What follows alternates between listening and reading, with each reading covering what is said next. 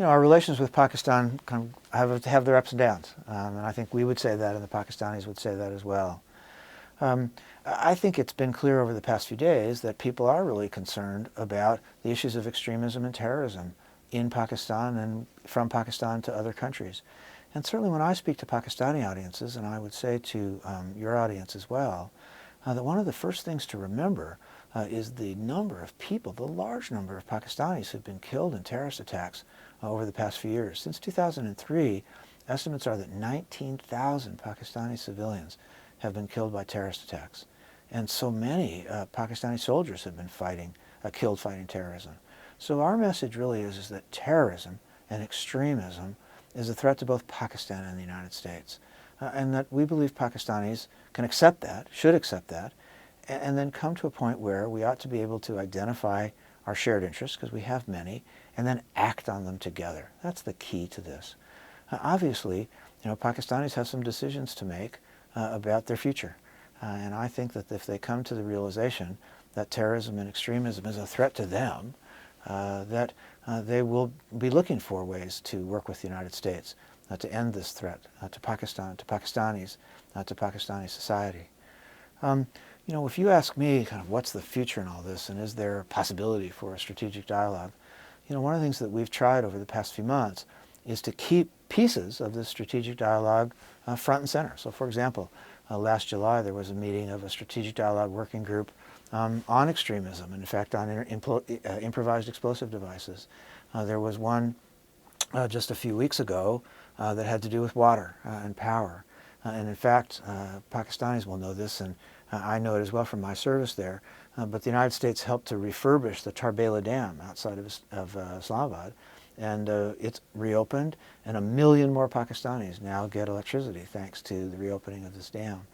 And then just over the past few days in Washington, around the meetings of the World Bank and the IMF, the working group on finance has met. So we've tried to keep some of these things moving for the benefit of the people of Pakistan and for the benefit of the people of the United States. Third point is, when you say kind of what's the future of all of this, I think if you see all of the statements that have been made over the past few days, there have been a couple of parts. One, yes, people have said this terrorism question is really important, connections are important, Pakistanis ought to work on this, and so should we. But also, everyone has said, and Admiral Mullen in particular, that engagement is still an answer to dealing with Pakistan. And Admiral Mullen, I think, had 2 or 3 parts to his testimony.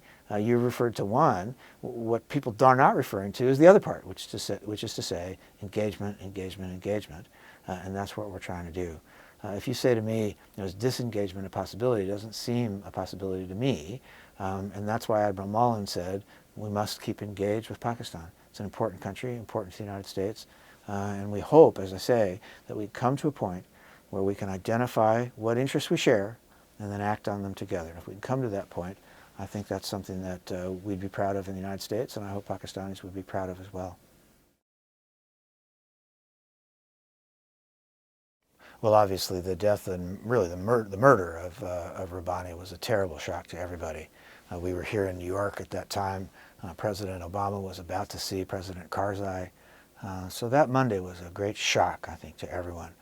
Because, as you say, he was the chairman of the High Peace Council. He was a revered figure in Afghanistan for so many. And so I think it's right to say that this shocking event has for some people called into question the whole issue of reconciliation. But what I would say is what President Karzai and President Obama said, which is that the job now is to do all we can to move forward with this vision of peace. And everybody knew this would be very difficult. I mean, nobody knew it would be, it would cost Rabbani his life. But everyone knew this would be hard, and it is hard. But it seems to me the only thing to do is to go forward and to say to those people who were responsible for this murder that they can't possibly represent people who are interested in reconciliation, that Afghan society itself has to come to some terms with the future. And so no question that it's a setback.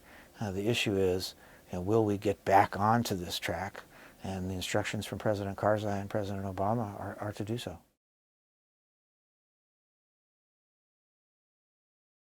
I would say, first of all, being here at the Asia Society is a very important thing because of the speech that Secretary Clinton gave here on February the 18th. And I have taken that speech really as my set of instructions since I took this job, really at that very same time.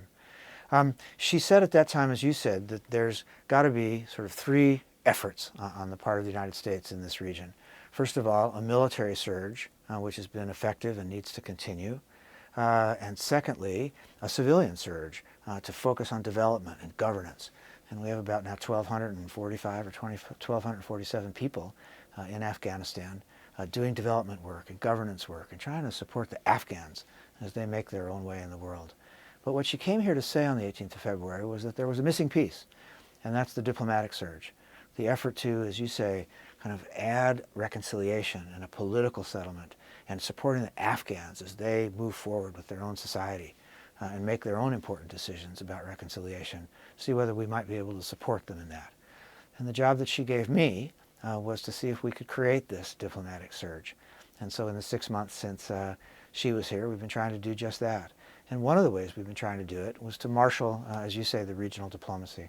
I don't see how there can ever be a successful Afghanistan unless it's secure and stable and prosperous inside of a secure and stable and prosperous region. And so one of our messages to everybody, the neighbors and the near neighbors of Afghanistan, is what happens in Afghanistan matters. Matters to them. In some ways matters more than to us. And so that they ought to be taking responsibility for creating a regional structure in and around Afghanistan.